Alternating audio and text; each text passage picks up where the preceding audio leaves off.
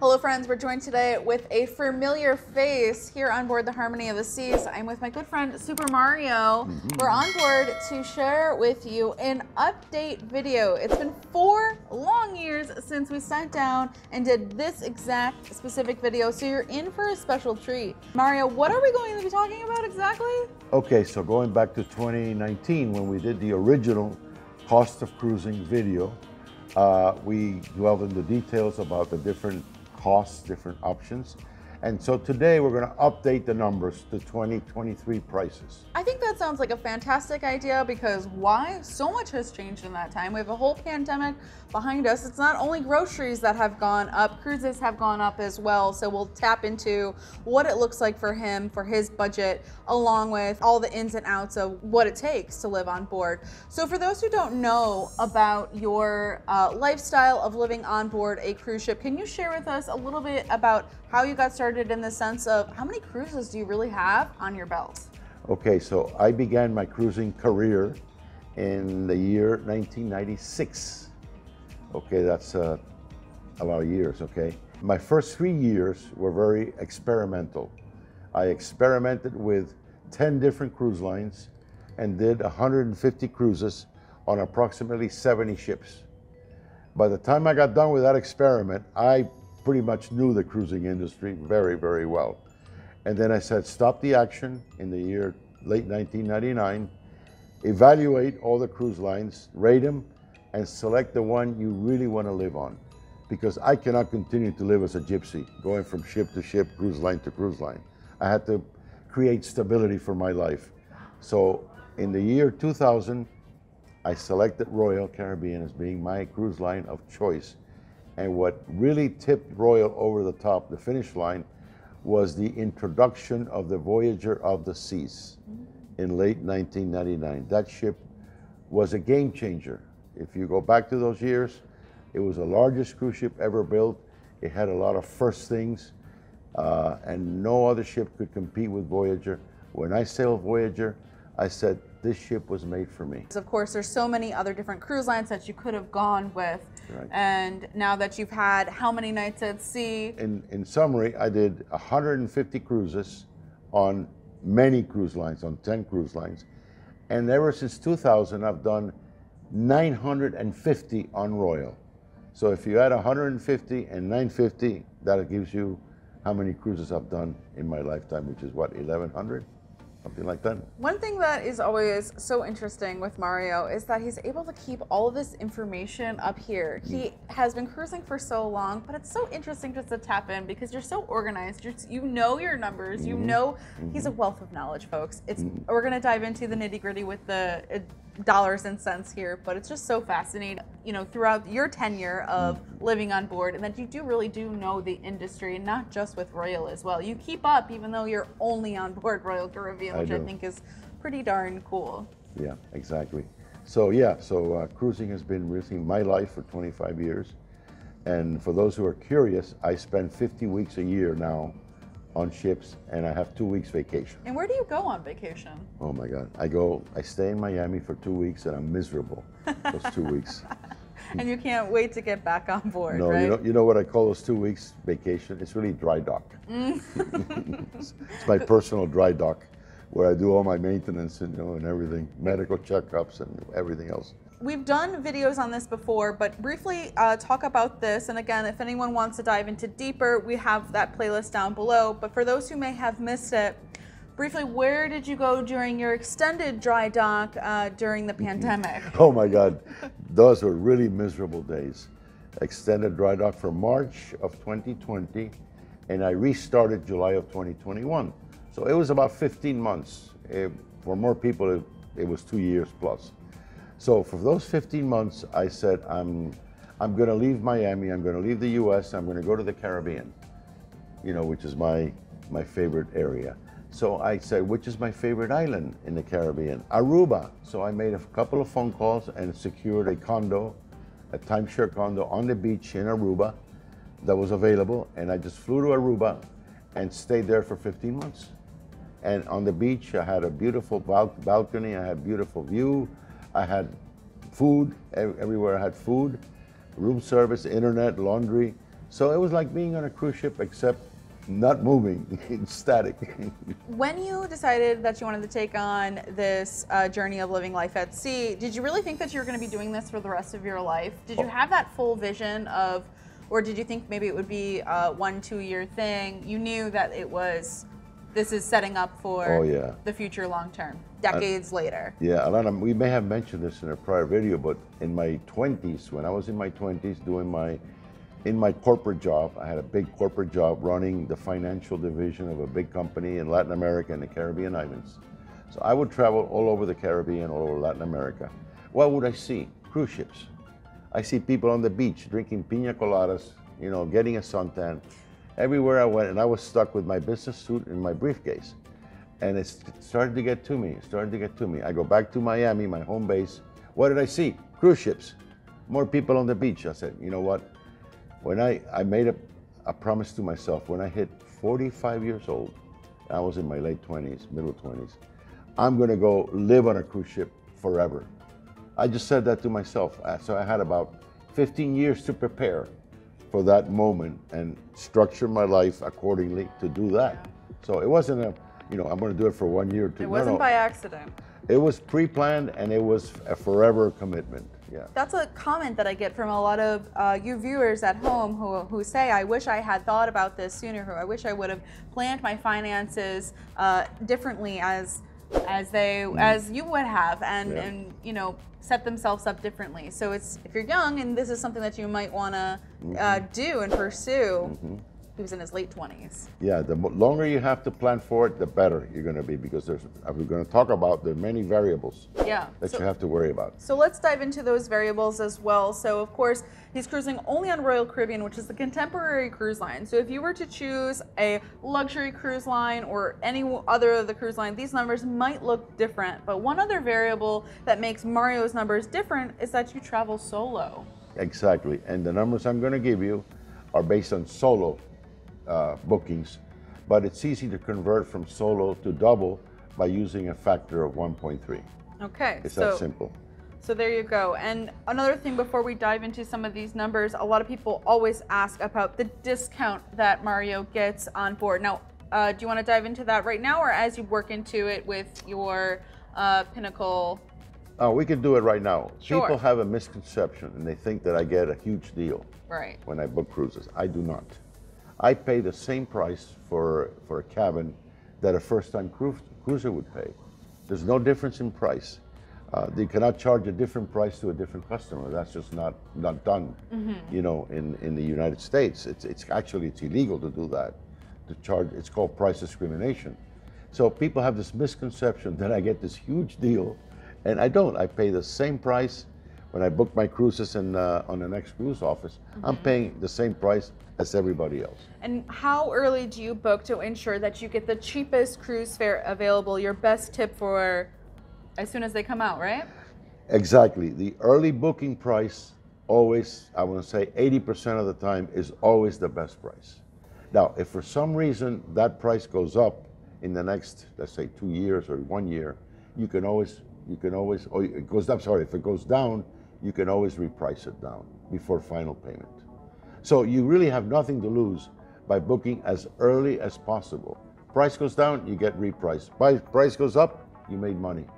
All right, let's dive into those numbers and hear how that has changed in the past 4 years. We are now calculating the total cost of solo cruising for 52 weeks a year in an inside cabin. That's my base case scenario, which is my budget, basically. That's the budget. I cruise solo in an inside cabin for, I'm using 365 days.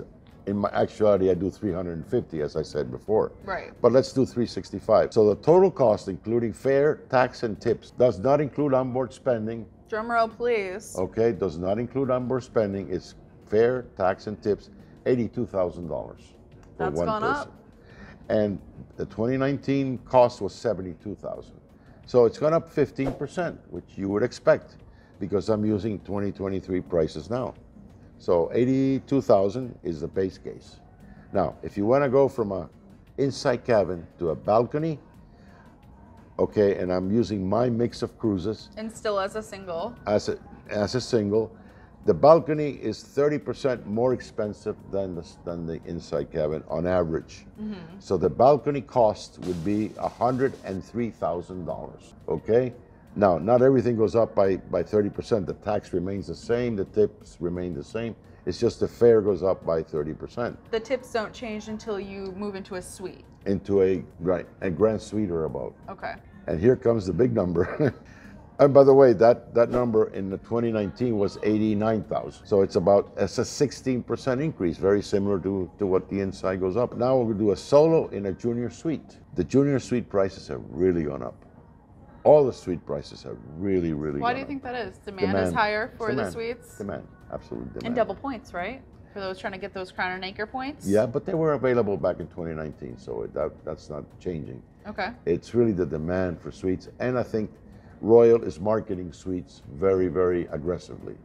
Interesting. Very aggressive There's marketing. some good perks to it. It's a nice experience. Yeah. I personally have only been in a junior suite. So here we have, inside was 82,000, balconies 103,000, junior suite is, drum roll, 221,000.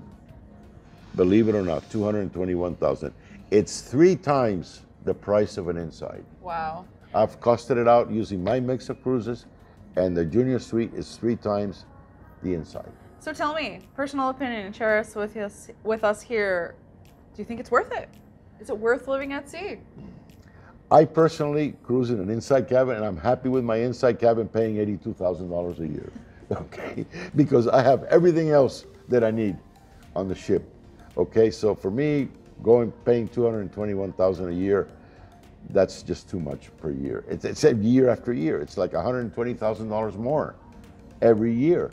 I mean, that means I could cruise for free for 1 year and plus if I book a junior suite, you know. Yeah.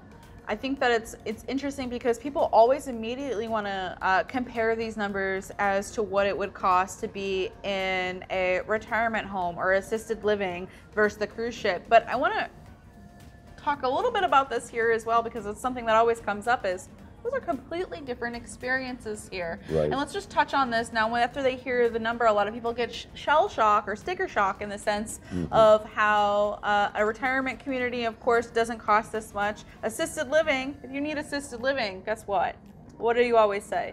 You can't live on a cruise ship. No, it's a false comparison. Yeah. Nursing home, people say, oh, I can live cheaper in a nursing home. How many times have I heard that? Right. And I'm going, excuse me, that's a false comparison. Yeah, apples and oranges type of scenario here. And people always have so many other common FAQs as you're getting older in age. How do you kind of keep up with the lifestyle in the sense of doctor's appointments, things of that sort? If you're at sea for 50 weeks of the year, there's some tips and tricks to that as well of how Mario lives this life efficiently, and we're going to get into those as well and in a whole other new updated tips and tricks video. So if you're looking to obtain this lifestyle and learn from the expert cruiser himself, of course others have looked up to you for a long time and come up to you in your office on the pool deck and want to chat to you and get your advice on how they too can get a slice of the cruise life for the rest of their life. For sure. I come up with a lot of people that want advice and information like this and so forth. But you know what? These numbers, I gave you the bottom line numbers, the 82,000, the 103,000, the 221,000. Let me just give you the assumptions behind those numbers. Sure. In case somebody wants to build up their budget or they want to check my number, it's very simple. I used my mix of cruises, which is 80% Caribbeans and 20% others, like crossings and Panama canals and stuff like that. If you change your mix, you're going to change the numbers. For example, if you do 100% Mediterraneans or 100% Alaska, you're not going to come up with my numbers, for sure. You're going to come up with higher numbers. Is your itinerary, your mix of 80-20 with majorly Caribbean, do you find that the Caribbean are cheaper, or is that just your preference of what you enjoy doing? I think Caribbeans are, by and large, the cheapest probably because you have more ships, right? And it's more of a mature market than some of the Mediterranean, some of the Scandinavia. Okay, those are a lot of bucket list in the sense cruises that they can charge a bit higher price point for because people are looking to experience this once in their life. Exactly, like Norwegian fjords, for example. You're going to pay a lot more for a Norwegian fjords cruise than for a Caribbean cruise. Same goes for Australia, right? You're Yeah. going to pay more for Australia. So yeah, mix of cruises is really the, very important to figure out your budget. In my case, it's 80-20. Okay, 80% Caribbeans, and most of them, all of them from Miami. Sure. So I'm using Miami ships here. Now, the other assumption is these are all 7-day cruises, which again can change your numbers. If you do 3 and 4s, you're going to pay more per day than a 7-day. In other words, normally the longer the cruise, the lower the per day cost, normally, okay? So an 11-day Caribbean cruise is going to cost you less per day than a 4-day Caribbean cruise. Okay. As a general rule. There's are exceptions, of course. So 7-day cruises for 52 weeks, those are my numbers. The average cruise fare per person per day on an inside cabin, that's the starting number for the budget, is $120 per person per day inside cabin. Back in 2019, it was like $100. Exactly, $100. You remember that? I do, yeah. Yeah, now it's up to $120 per person per day. So that's the base number. Then I'm applying to that fare the single supplement, 150% single cup supplement. People are going to say, well, I paid 200%. Well, then you're going to come up with a higher number than mine. But eventually, you're going to get to the point where you're going to be at the level of a Crown and Anchor, where you're going to kick in the 150% single supplement. So I'm using 150%. And by the way, that only applies for 10 months out of the year. July and August cruises do not enjoy the single supplement. Oh, why don't you take your vacation during then? Because I want to be those 2 months on the ocean. Okay, so you're going to pay a lot more. I'm paying a lot more for July and August cruises because that single supplement. I didn't know that it wasn't applicable during those times. No, it's in a footnote. It's a little fine print in the table of benefits. The more you know. Right, and by the way, also holiday cruises do not enjoy the single supplement. So it's July, August, Christmas, New Year's, and Thanksgiving, and Easter. They don't have single supplement. Sure. So be cognizant of that. I have yet to cruise on a Christmas cruise or a New Year's Eve cruise. Just quickly, which one is your favorite? Well, neither. Well, those are the 2 weeks I take off. That is when you take your vacation. Yes, I always take Christmas and New Year's. Let me explain why. The price of a Christmas and New Year's cruise is 3 times higher than the price of the average cruise. Okay. 3 times higher, simply because it's Christmas and New Year's. Right. Now, and then I don't have the single supplement. So go figure, the Christmas and New Year's cruises are just prohibitively expensive. So you're being wise in that sense. Exactly. Those are the 2 weeks that I normally would take off because they're just so expensive. I hear such good things about New Year's Eve cruises that it's something that perhaps I'll like to experience someday. Well, you should. Everybody should put that on their bucket list. I mean, to experience. I have, but I've come to the conclusion that they're just so expensive. That's where it's not the cost. That the cost just not justify it. Yeah. So those are my 2 weeks of dry dock every year. Okay. All right. The other assumption is the balcony fare cost is 1.3 times the solo. So if you take the $120 multiplied by 1.3, you're going to get my assumption for the balcony cost, right? For those who wants to build up the budget. For the junior suite, the average fare cost is 3 times, like I mentioned before, the inside. So you would take the $120, right, and multiply by 1.3 to get to the junior suite fare cost to build up the budget. So those are the fare cost assumptions. The tax is, you can look it up, it's average tax per person per day is like $130. It varies by itinerary and so forth, but that's the average for Caribbeans. Gratuities per person per day is $16. That doesn't vary with the type of cabin. You pay $16 per day per person, and those are the inputs. And you can get to my numbers. You can fact check it yourself and build out that budget. So thank you for sharing those numbers with us. I think it's very insightful for those who are trying to budget. And I think it's something to be said as well, though, because you're quite the little trendsetter.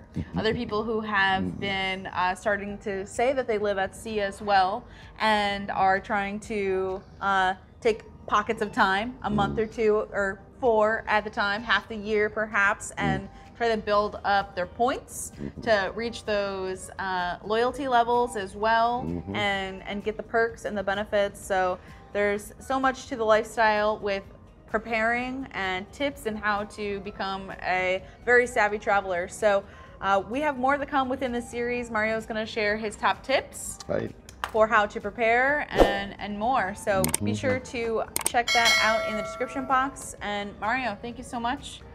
Pleasure, Elena. I hope you all can digest these numbers. And if you have any questions, you can always go back to you, and I can get in touch with you and clarify anything that's there. And keep in mind, these numbers do not include alcohol, casino, internet, shore excursions, shopping on board. That's on top of these numbers, so keep that in mind. It may not be minimum. It may not be your total budget, but it's your total budget, bare bones, to get on the ship. And we do have an extensive video on the Crown and Anchor Society benefits as well. So of course Mario is a Pinnacle member, so he does get a lot of perks, and when you reach up throughout those levels, you don't have to be Pinnacle to reach some of those great benefits, but when you get Pinnacle, you do get your internet, you do get drinks, you do get so many drinks per day, those type of perks that, you know, of course help out with that cost if you want to do a little bit of spending and things like that on board. So thank you so much. Be sure to check out the other videos, and until next time, ciao for now. Hey Mario, I think it would be a great idea to give the viewers who have loved all of this series some goodies. What do you think? I think they deserve it. For sure. For liking the video, for commenting, for subscribing, they should get a goodie. Yes. All right, folks, we're going to do a giveaway for this series here. Valencia is holding a ship model. We're actually going to have some goodies that Super Mario is going to sign himself, along with an exclusive royal tote bag. You got to be pretty special to get one of those. It's a special gift from Super Mario himself. So be sure to, there you go. It's the model of the Harmony of the Seas. There we go. Right, which is where we are. So we'll have all the details on how to put your name into the hat to enter into the giveaway down in the description box in the comments below. So be sure to hit the thumbs up, and good luck to you.